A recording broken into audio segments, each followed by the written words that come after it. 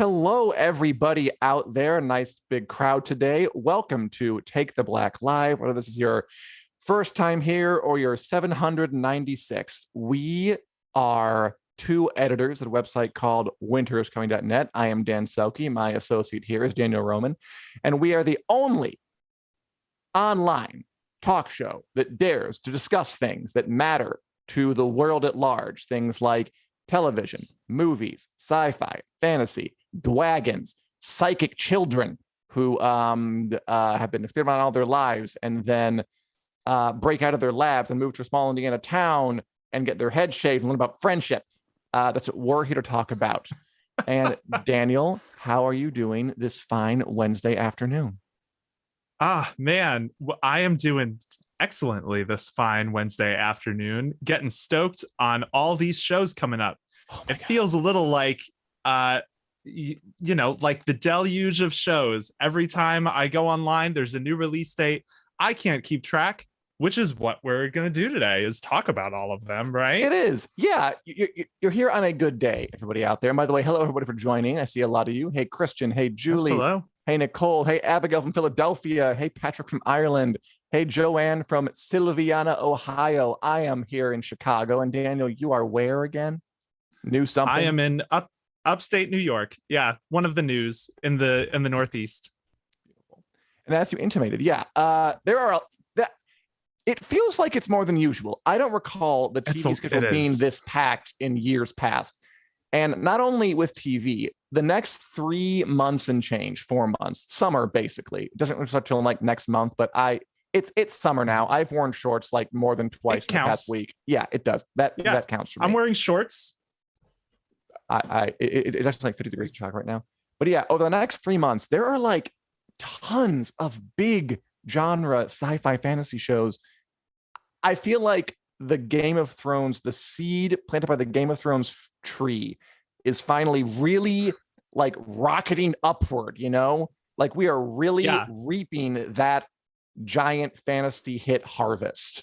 And it's a good time for us, but it's a busy time for us. And today what we're going to do is go through some of the really big sci-fi fantasy genre shows coming out over the next 3 months and change, the summer essentially, and tell you which ones you should watch, which ones you shouldn't watch, and how excited we are to see all of them. Daniel, are you ready for this trek through the television landscape? I was born ready. Let's do it. This is the most important information that you will hear today. So let's discuss. Maybe ever. Okay. So the way this game will work is I'm going to read out all the big shows coming over the next few months. I think we got like 11 or 12. And then Daniel and I, with help from you guys, are going to rank them on a list of 1 to 12 based on how interesting, exciting, good they are. And there could be some arguments. There could be some metaphorical blood drawn. We don't know. But first, the list. Probably. So first up, right around the corner, we have the 4th season of Stranger Things. Excellent psychic child drama, Netflix, coming out on May 27th. And then the second chunk on July 1st. They're doing a bit of a different thing. After that, the same day, Daniel, we have Star Wars, Obi-Wan Kenobi coming out on Disney Plus, May 27th. Ewan McGregor is back as Obi-Wan Kenobi. Hayden Christensen's back as Darth Vader. The Jar Jar Binks is back. Hopefully, probably. We'll cross our fingers on that one. Ahmed Best, that's the guy who played him. And that's another. We can only hope. I'm hoping. I would unironically enjoy that. After that, right around the corner, we have the 3rd season of The Boys, which is Amazon's iconoclastic, uber-violent, satirical superhero drama on June 3rd. First 3 episodes. I'm looking forward to that particular. And any of these you especially find interesting, let us know, guys, out there in the comments.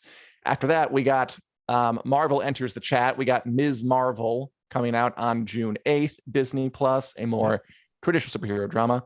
After that, June 10th, we got Apple TV Plus, the 3rd season of For All Mankind, which is a very underrated alternate history. What if the US and the Soviet Union engage in a very heated space race that went like way beyond the 60s into the 90s? That show is very ambitious, and many people not it, and more fun to watch it. Have you seen it? I've seen the first season, and I love it. I really want to get around to the rest, but I can't have time. Yeah. There's too much TV to watch, Daniel. There's a lot. I get anxiety thinking about all the TV to watch. For example, after that, we got June 22nd, the third season of The Umbrella Academy, another superhero show. This one on Netflix. Good show, wacky, fizzy, fun, dysfunctional superheroes. I enjoy that show. But where will it fall on the list? It's up to me, up to you, and up to you out there in watching land. After that, and the competition's stiff. It's just so stiff. After that, we got the fourth season of Westworld on June 26th on HBO.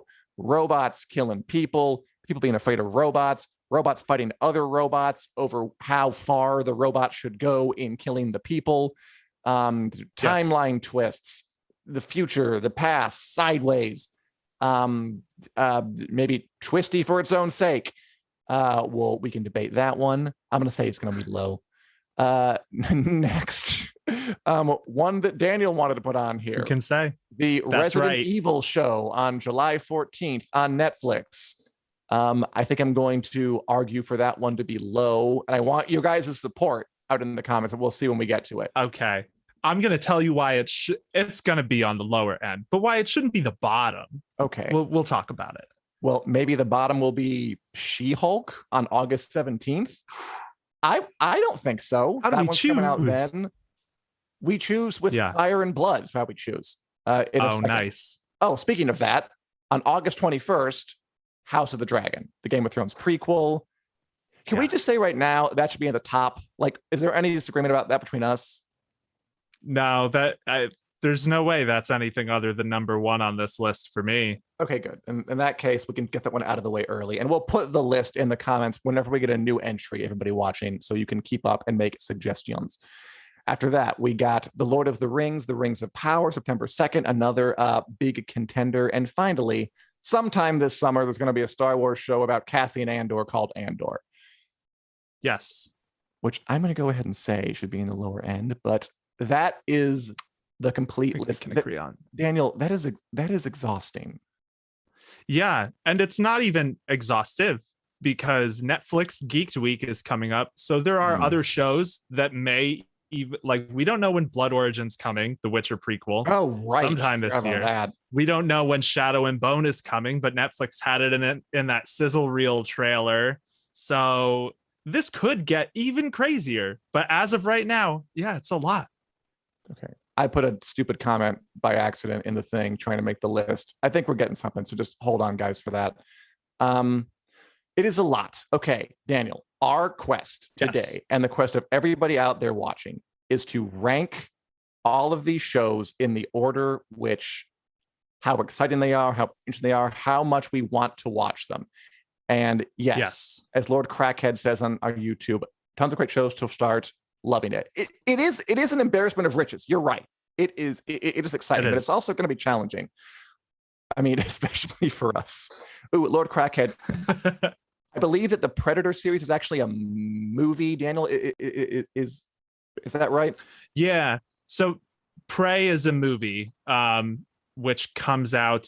I don't remember the day, but it is in August, I believe. I am stoked for that, but it's not a show. Okay. So we took it off the list. But it's not in the rankings.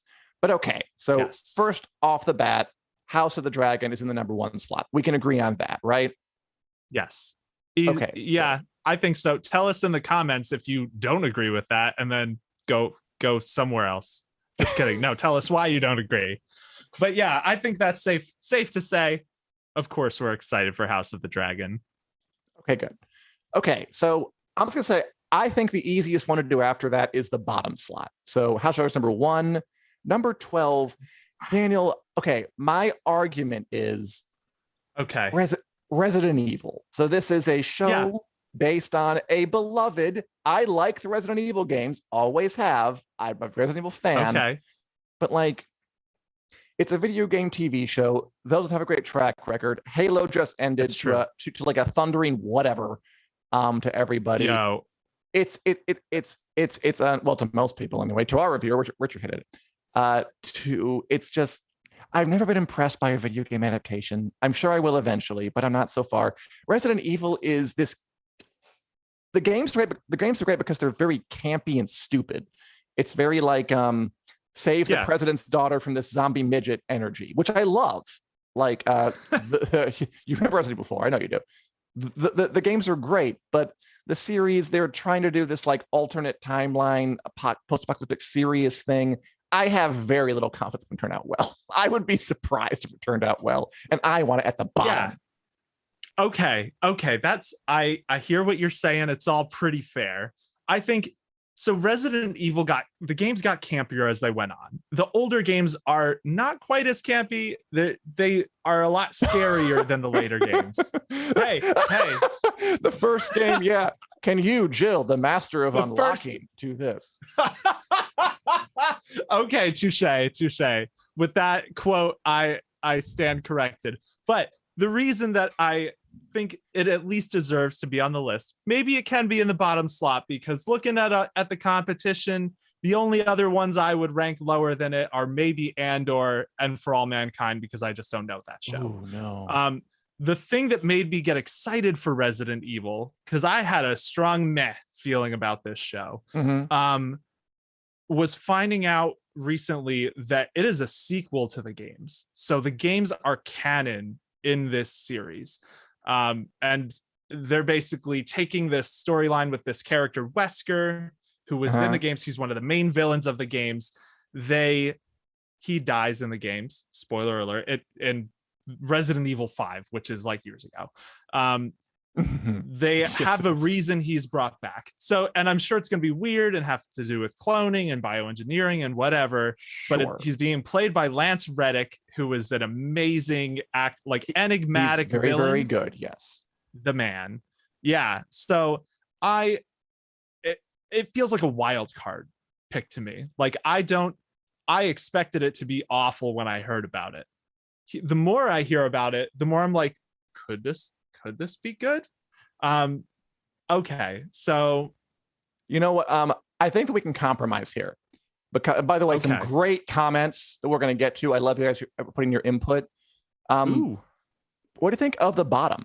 Okay, so I am not excited for Resident Evil at all. I see your passion.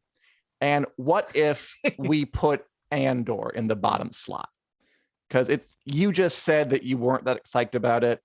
I'm still thinking like a whole series about like a secondary character in the one-off movie that I don't remember all that well, Rogue One. All right. So what if we did Andor in the bottom slot and then Resident Evil in the second to bottom? Okay, I appreciate the compromise energy happening. I'm down for that because Andor. Yeah, I feel the same. Like it could be good. It could be good. I just don't see like a reason for it. That one was announced, and I'm like, that's what you're gonna do? Okay.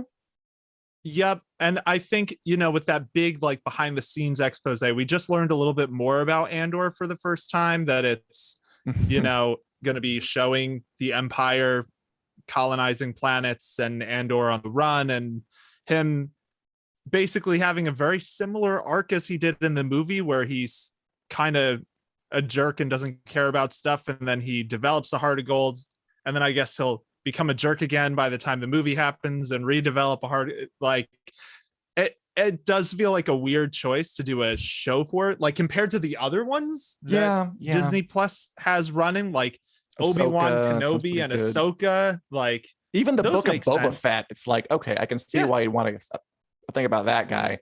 But Andor he's like one of the most cult iconic Star Wars characters that they could have played with. I can totally get that one. But Andor, I agree. In terms of hype, numero 12. Dose. I forgot how to say 12 in Spanish. Dose. It's Dose. I'm pretty sure. DOC. Dose. Okay. There we go. This is good. Thank you. So we have three things already. We have House of the Dragon at the top, and then we have at the very bottom Andor, and then we have in the number 11 slot Resident Evil. This is good. This is the way politics should work. Yeah. That feels And solid. I love that all you guys are putting in your votes. This is very exciting. I'm seeing a lot of agreement for House of the Dragon #1. Not a surprise. This is a Game of Thrones podcast. I know that Julie said Stranger Things would be 12. I can't. I am excited for Stranger Things. Julie with the fire. Not everyone likes Stranger Things. It's fine. That's fair. But below, you're ranking Stranger Things below Andor and Resident Evil. Shots fired. Let's read one. Like Nicole says, House of Dragon #1, obviously. #2, LOTR. #3, Obi-Wan. Don't care about the rest. Do you have any picks for #2, Daniel? I think Lord of the Rings and Obi-Wan are both good candidates for that. It's definitely going to be, or Stranger Things. Or the boys. Or Stranger. Yeah. It's not the boys for me. I think it's, wow. This is crazy because I wouldn't have thought this if you had asked me this before we were sitting down actually ranking them. Yeah. But I think maybe Obi-Wan Kenobi. Like, I was a prequel kid. Phantom Menace was the first PG-13 movie I ever saw by myself in the movie theaters. Like, it was PG-13. I love those. It was PG-13. I don't know that. Darth Maul got cut in half. I guess he did, didn't he? Okay. I'm more in Nicole's point of view. I don't care much for Obi-Wan, but I'll watch it. That's what I feel. Yeah, that's fair. If it were up to me, I actually think I would put the boys in the #2 slot. I really like that show a lot. I like how bold it is. I like how brave it is. I like how it's openly satiric of Disney, capitalism in general, all the superhero stuff we have nonstop. Yeah. But I recognize there's probably not support in the room for it. So I'm willing to kick it down a bit. Obi-Wan, I don't know. Obi-Wan, though, #2 spot. What about Lord of the Rings? That could be a compromise bit because I am interested in that. Yeah. I think that could be a good compromise because Lord of the Rings, I'm excited. I'm excited, but I'm more nervous for Lord. I feel like Lord of the Rings, there's a bigger chance it could be a giant combusting ball of not goodness. But at the same time, they're putting so much money into it. I'm hopeful it will be good. We haven't seen enough. That's really the thing it comes down to for me. Like, I was not excited for Obi-Wan until we started seeing trailers. Like Christian said, I just saw that Richard put a Jill sandwich thing in the Resident Evil spot. Okay, another not camping up from the first game. Okay, sorry, go on. Nice. Yeah, so I would put Rings of Power in the #2 slot. I think that's fair. I mean, we're kind of jumping all over the list, but maybe that's just the way this is. This needs to shake down.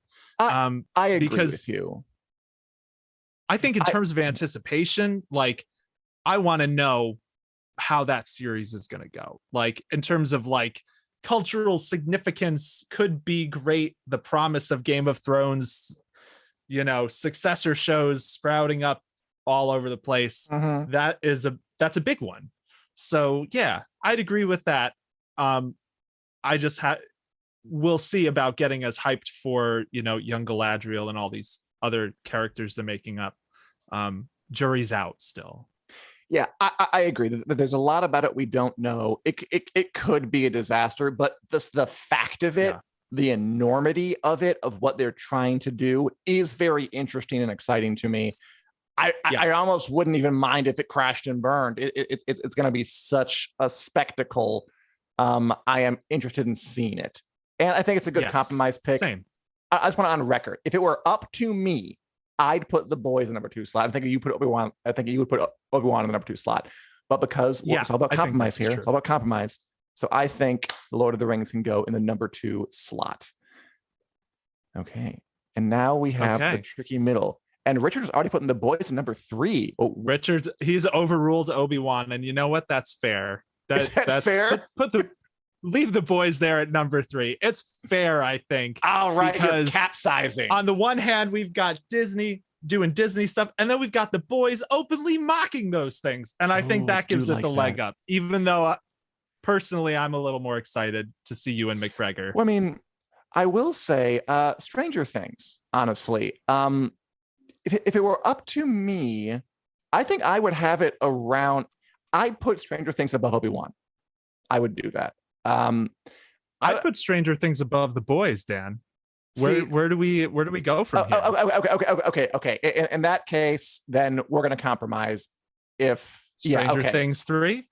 No. I mean, I like this. Then The Boys 3 because I got what I want, and then Obi-Wan, and then the Stranger Things, and you get what you want because you would put. Okay. I'd put Stranger Things above Obi-Wan, but you would not, and I got The Boys higher, so I think it's a good takeaway for me. If it goes, I can get House of the Dragon, Lord of the Rings, The Boys, Obi-Wan, Stranger Things. I am excited for that show. I have a lot of respect for Stranger Things being a really like an original piece of work that has gotten big on its own merits. It's not part of a franchise. I think it's made with a ton of love. I think the folk who make it are really invested. I like the characters. I like the actors. I like the interplay. I have some issues with it, but I think it's gone far on passion and just dedication. And I love that it's its own little entity that's hyped itself up and built from the ground up and was not. It's original, and I like that. And I'm excited to see more of what it can bring. Yeah, I agree with that. I think, Stranger Things, it's of all the shows on this list, that one still feels the most like it's water cooler viewing. We're not around water coolers as much as we were maybe when the early seasons came out, but it's one of those shows that a lot of people talk about. So yeah, I definitely think it deserves to be where it is on the list. Yeah, it's earned that. It's a crazy season that they're putting out this time around. It's 9 episodes, but each episode is basically like the length of a short movie. They're very long.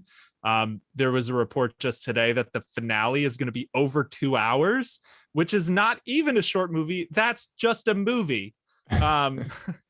So yeah, and they're splitting it. So half on, or some undisclosed amount that we don't know, on May 27th.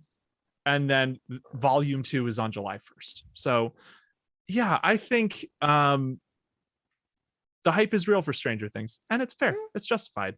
Where do we go from here? Let's take a quick comment break. I like Christian's comment that where is it? There it is. That for excitement value, we haven't seen Obi-Wan yet, but we had multiple seasons of Stranger Things and The Boys. He's into the new stuff. And I do feel that, but I don't know. Yeah.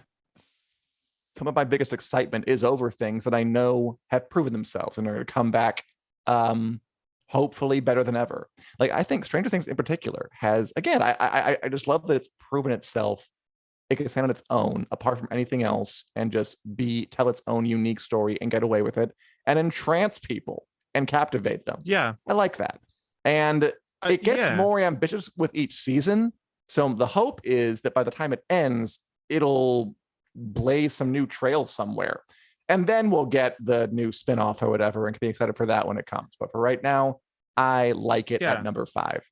As for where we go from here, if I had to, okay, so now for number 6, now we're in the harder ones to rank. Okay, I have one. Could we put Westworld in the number 10 slot above Jill Sandwich? What? Yeah. Number 10 slot? I mean, let me see. Westworld's not very good. You're more excited for Miss Marvel than you are for Westworld? Yes. But not because I think Miss Marvel's going to be brilliant, although it does look kind of charming. Because I don't have a lot of confidence in Westworld to not be a mess. Oh man. Okay. But argue back, hit me back. It's fine. I can be convinced otherwise. So Westworld, it has gotten. I'm not crazy, Julie. I'm just tired of that hot plate of nonsense.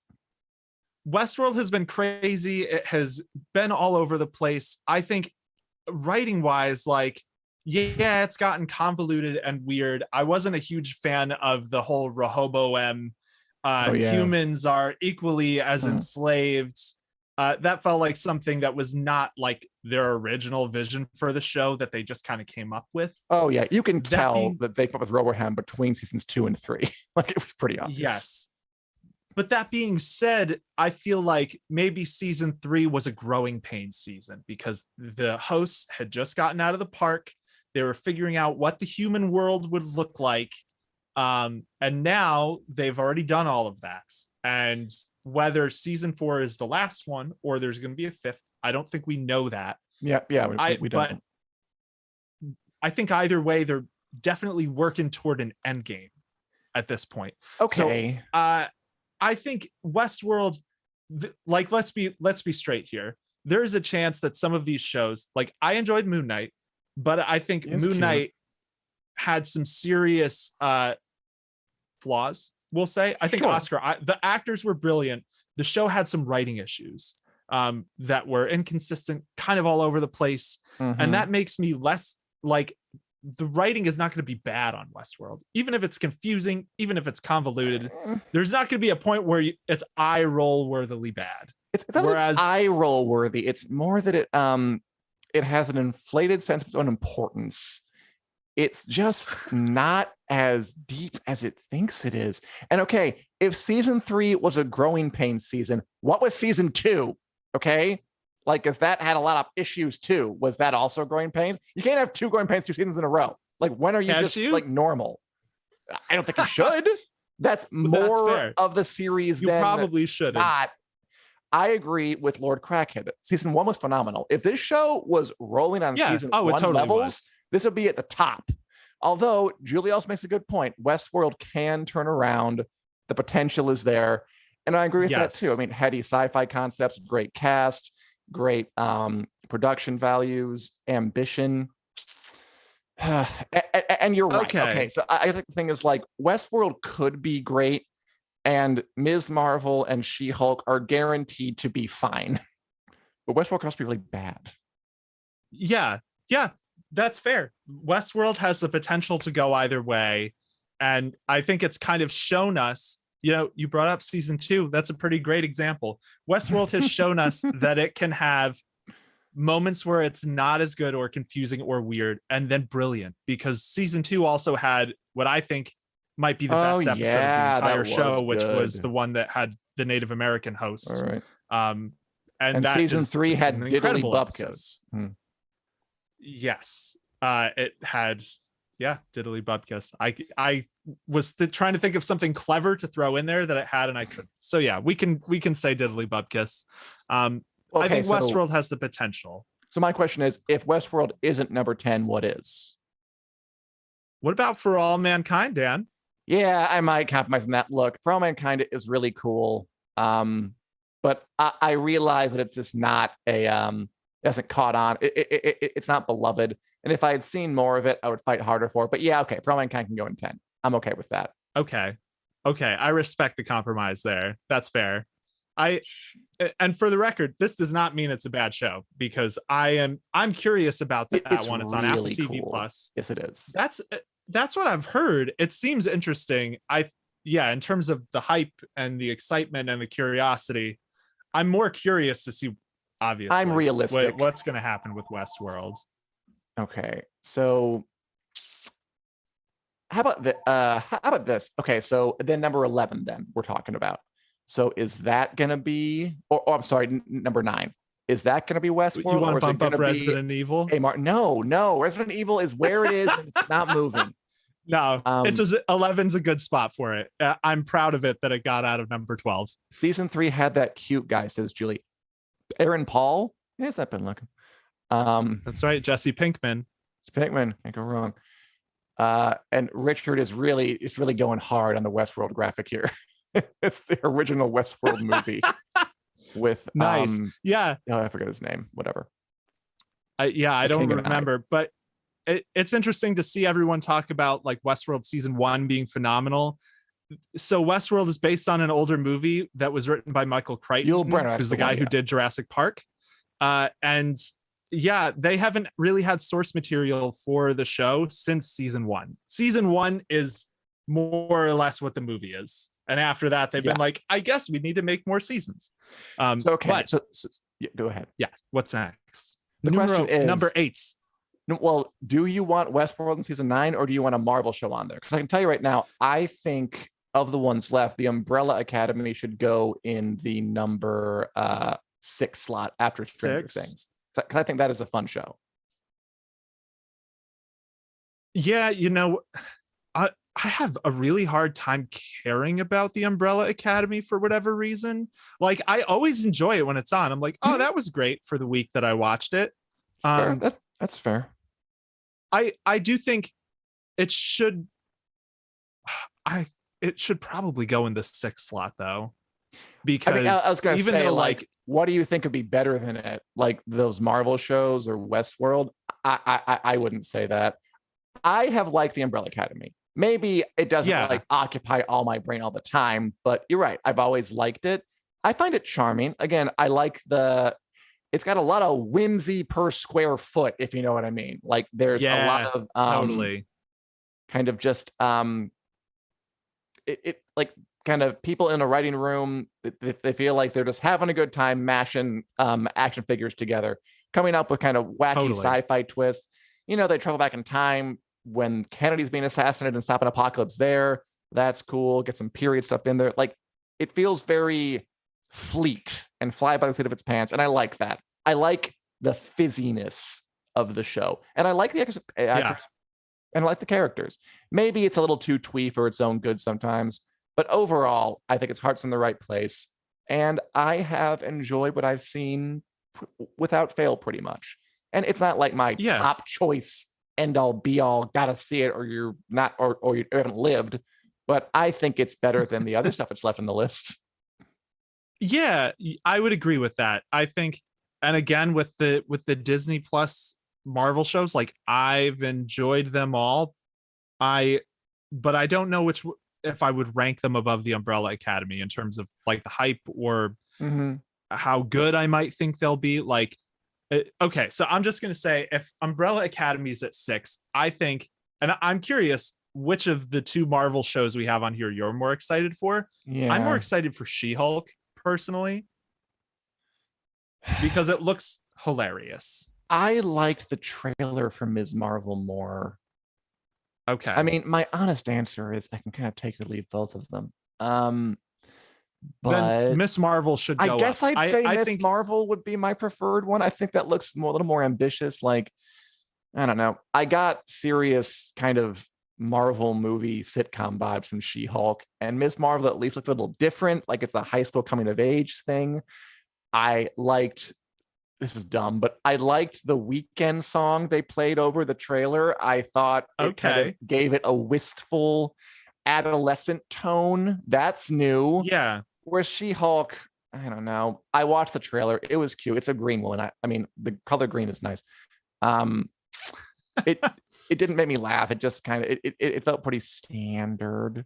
You didn't laugh? You didn't laugh at all in that trailer? What was the funny joke in the trailer?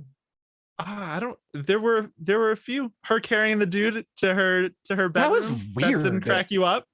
Yeah, but that was like the point. So are they gonna bang like on the Disney Plus show? Yes. Is this gonna happen here? I don't know. I really want to see it. Disney Plus. I don't know if you've heard, but the investors are very upset. Disney is they're maturing their brand here. They're making efforts. Wait, really? I don't know that's they're upset. No, I was being sarcastic because of that letter that went around a while back about what you're putting Daredevil on Disney Plus. What's next? Stripper poles at the Magic Kingdom. Yeah. Although interestingly, this is a little off topic, but I didn't realize. So like Prey, the Predator prequel movie will be on Disney Plus in other countries. So like, it's weird the way they work it out. Yeah. By the way, one other financial question, because we're almost done here, and we're gonna wrap up in good time, I think. Are we okay with Westworld being where it is, or do we want to move it up one of the slots? I vote move it up. I do too. How about 8? We'll put one Marvel show in front of it and one Marvel show behind it. I think that sounds good. And so with the Marvel shows, I will just say She-Hulk should be 9. I'm more excited for She-Hulk. I think Miss Marvel has more hype, and I think it deserves more hype. I think the fact that it is pushing like a more teenage boundaries. Pakistani American lead for the first time in a Marvel show, like there's more riding on Miss Marvel being good. It looks than there is newer on to She-Hulk. me. It looks just something a little different, and She-Hulk just, I mean, it again, I can't stress enough. The characters Both shows newer. look whatever, but I think Miss Marvel looks a little more interesting, a little more ambitious, a little more unique. So I put it in there, and I think we have a good list. I was gonna poll the audience, be like, "What Marvel show do you think is better than the other?" And we'll just take your word for it. But like, we got there on our own. All right, We did. You capsized again. I love it. Okay, so our final list of summer shows ranked by just, you know what? Just ranked. Summer shows ranked. Plug in whatever criteria you want.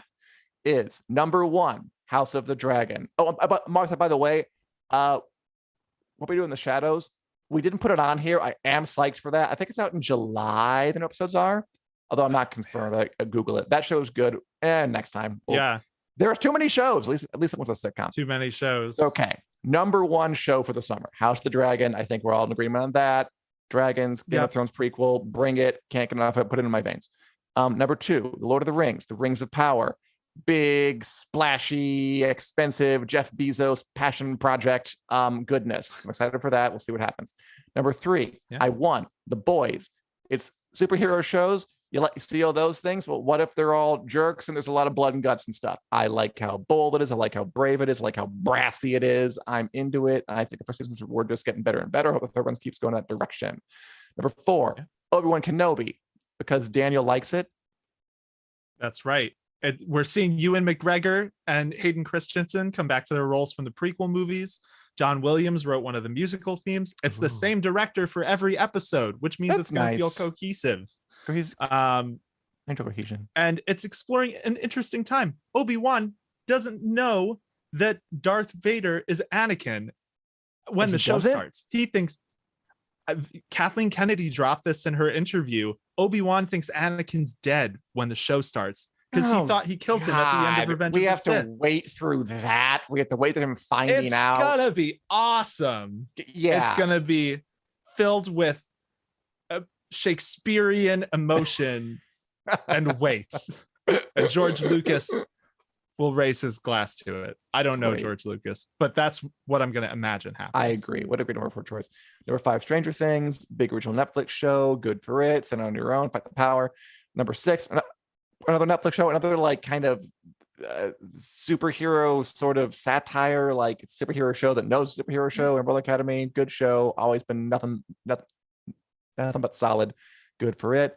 Number 7, Ms. Marvel, Disney trying something the tiniest bit new, which is kind of its MO. It looks all right. Number 8, Westworld, which maybe it should be higher. At least I respect Westworld's chutzpah and willingness to experiment, but it is where it is. There's Yul Brynner's cowboy hat. Number 9, She-Hulk. She's green. She's not mean. She has a Juris Doctorate, and she is going to Hulk out in a courtroom near you. Number 10, For All Mankind, underrated sci-fi show that I hope blows up harder this season. It's really, really good. Maybe next year we do this, it'll be at or near the top.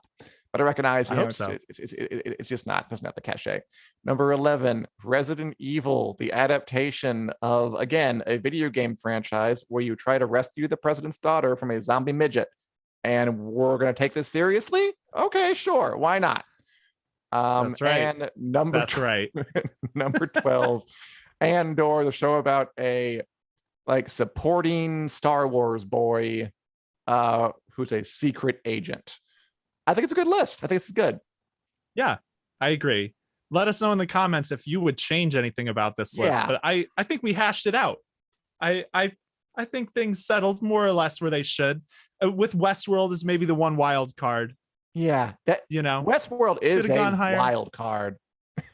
All right, really Jar Jar. I'm at best. That's right. As Julie says, redo the list once they all come out. That's a good idea. We can revisit this and see how good they all actually were.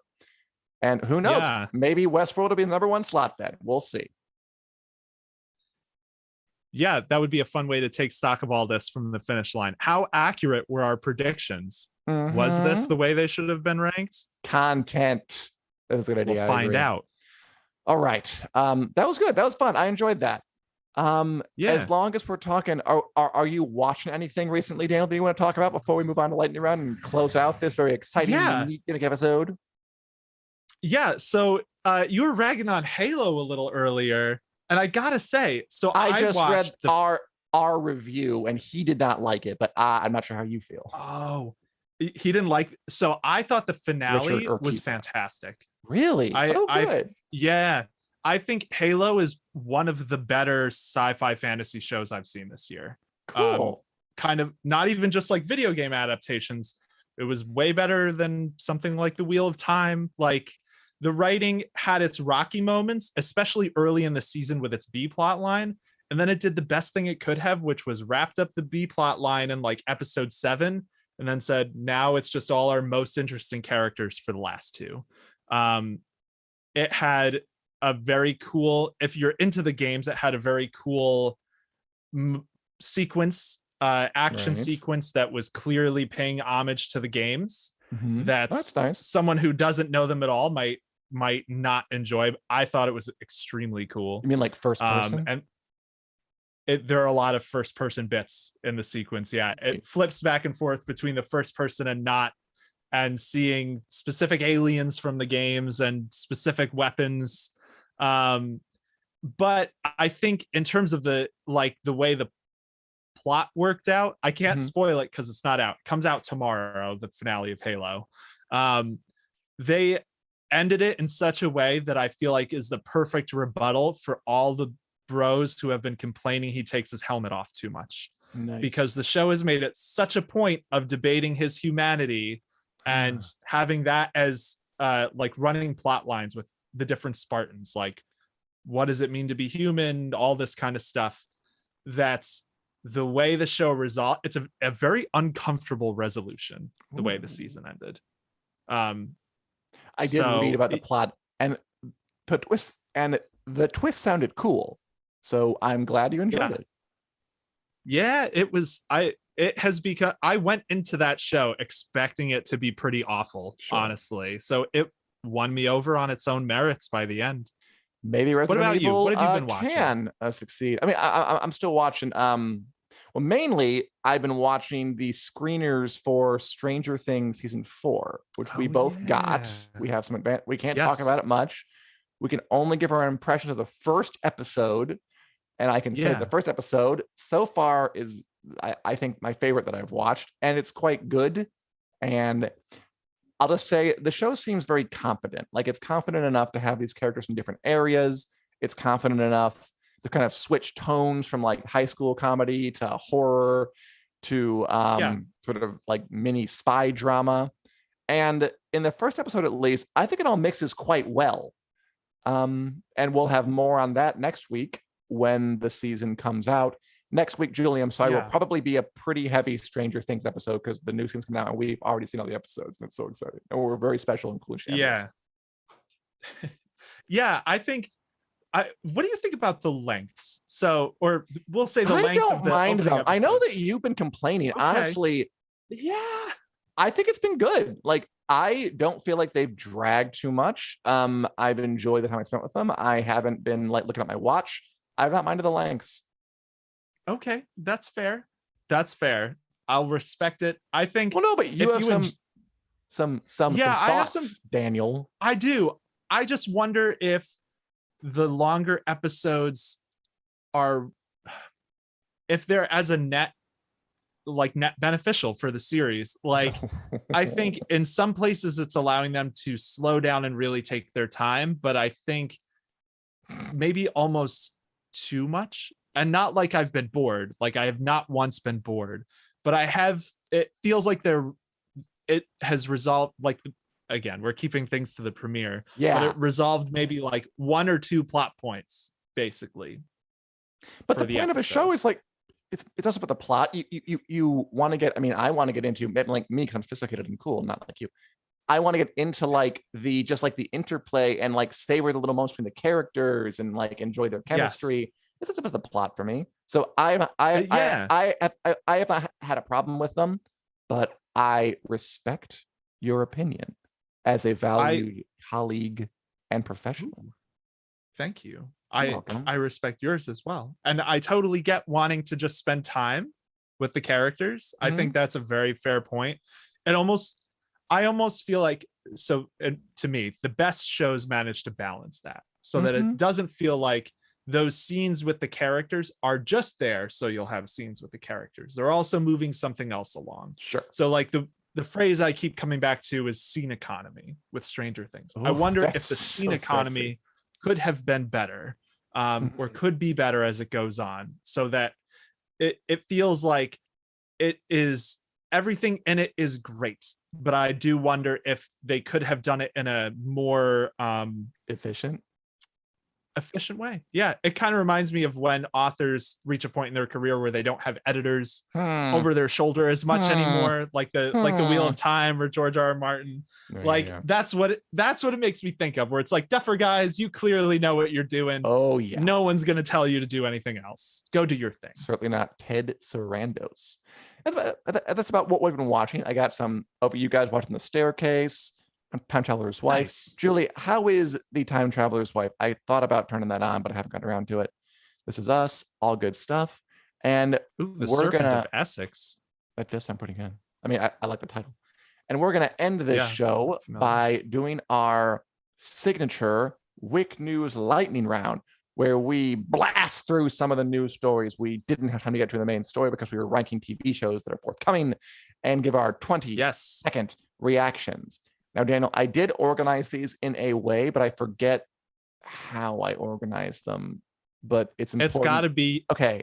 It's got to be me reading first. Yes, it's you first. Yes. Go ahead. Yeah. I missed this because we didn't do the lightning round last week. No, we did not. Okay. Are you ready? Are you prepared? Yeah, whatever. Okay. Gwendolyn Christie is Lucifer in Netflix's new trailer for The Sandman. Gwendolyn Christie, brand of product, Game of Thrones. The Sandman. We don't. That could come out this summer. If it was, I would have argued for it to be very high. The Sandman is a great comic book series by Neil Gaiman, wildly imaginative, very well researched, very rich. And Gwendolyn Christie as the devil, I can get behind it. I will watch the hell out of this. No pun intended. Whenever it comes out. Ooh, nice. No pun intended, but pun appreciated. All right. Daniel, we talked about this a bit during the episode, but you can give your 20-second reaction to it now. Hulu releases a teaser trailer for the Predator prequel movie, Prey. Yeah, so Predator movies are real hit and miss. I am excited for this one. It takes place 300 years before the Arnold Schwarzenegger movie. It's about a predator terrorizing a Comanche Nation, Native American tribe. And yeah, it looks cool. We haven't seen very much to know, quite how it'll be. I'm cautiously optimistic. Nicole says, "Ugh, Predator," which I never actually seen the movie, but and Julie is, thanks to Time Traveler's Wife, is okay. All right, I'm glad. I'm on the fence about it. All right, hit me up, Daniel. Oh boy. Okay. Christopher Walken will play Emperor Shaddam Carino IV in Dune Part 2. I love it. I mean, seriously, he's a good actor, but not seriously, it's a lot of fun voices you could do. Like, I got a fever, and the only prescription is the spice. Or as you told me, I kept this uncomfortable hunk of spice up my ass for 2 years, and now, little man, that's right.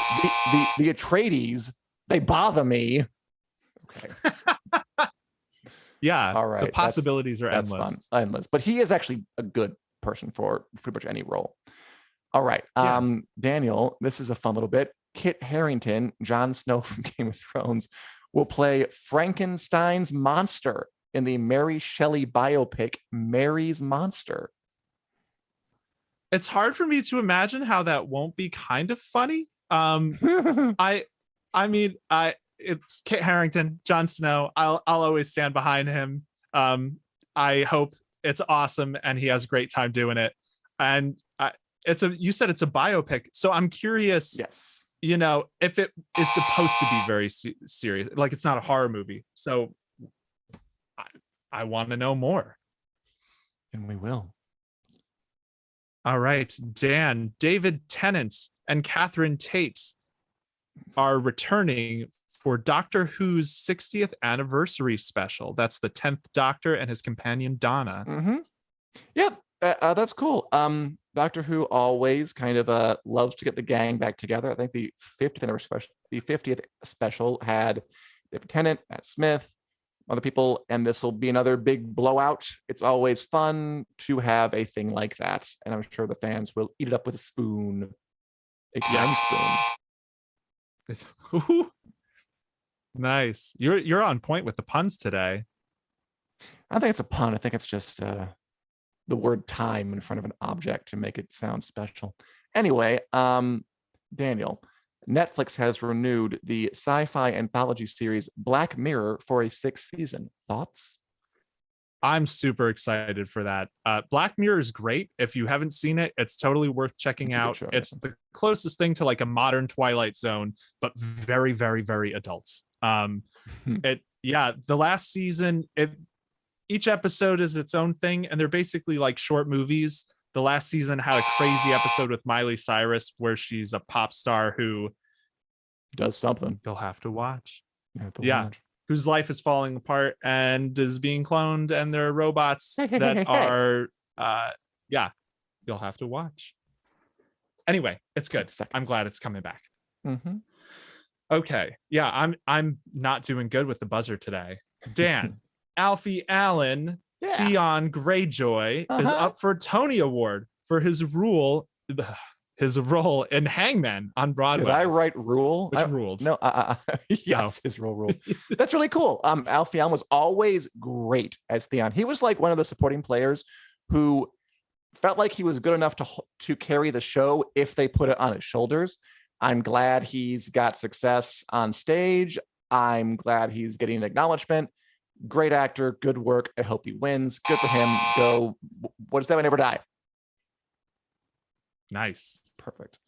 Okay. Oh, there's been some big shakeups recently over at the CW. So after this network canceled Batwoman and Legends of Tomorrow, the CW has since canceled the shows Naomi, Charmed, 4400, Dynasty, Roswell, New Mexico, and In the Dark. It's a bloodbath over there. Yeah, no show is safe over at the CW right now. So CW is in the process of being sold. We don't know who's buying it. This seems very clearly to be that someone is cleaning house. They still have quite a lot of programming, including The Flash and Superman and Lois. But yeah, they axed a lot, and it hit some of our colleagues pretty hard that Legends of Tomorrow didn't get a send off. Yes, over on the Bam Smack Pow CW Spirals podcast, which you should listen to at your leisure. Yeah. Okay, Dan. Speaking of things getting the axe, Netflix just laid off 150 employees. Yeah, for the first time in its history, Netflix lost subscribers and they're having to lay off staff. Now, they have I think 11,000 employees, so they have a lot left. But yeah, it's just, I wonder if this presages a turn in the streaming wars where things just cannot grow forever. Like, there are only so many folk on the planet. You can't get them all to have 3 Netflix accounts. So yeah, there's a ceiling. Okay. And finally, Daniel, I don't know if you have any ideas about this or familiarity with this, but I didn't think about it. So Hulu is making a new movie based on Alan Moore's landmark-ish comic series, The League of Extraordinary Gentlemen, previously adapted into a movie in 2003 with Sean Connery that bombed. Any thoughts? I honestly don't know if you do. I don't know why. So my thought is, I totally agree with your write-up on this. I'm most excited to see the comic author's response to this because he is a renowned grouch. But yeah, I don't know why they're doing a League of Extraordinary Gentlemen movie instead of a show. Yeah. It seems like it would lend itself to a show where they could have different people every week. So we'll see. I agree. All right, everybody. That was a nice long show for you. I had a good time, Daniel, doing that thing with you, and a good time with all of you out there helping us Yeah. out with your opinions. We should do some more power rankings. They're very good for content. Maybe we should. Maybe we should. Maybe we will. You can find out if you tune into us every Wednesday on the Winners Coming Facebook page and YouTube page, where we stream every Wednesday at 4 p.m. at Central Standard Time. Beyond that, we are available in podcast form at Google Play, Apple, iTunes, wherever podcasts are available. And as we proved today, summer is coming. Goodbye. Take care.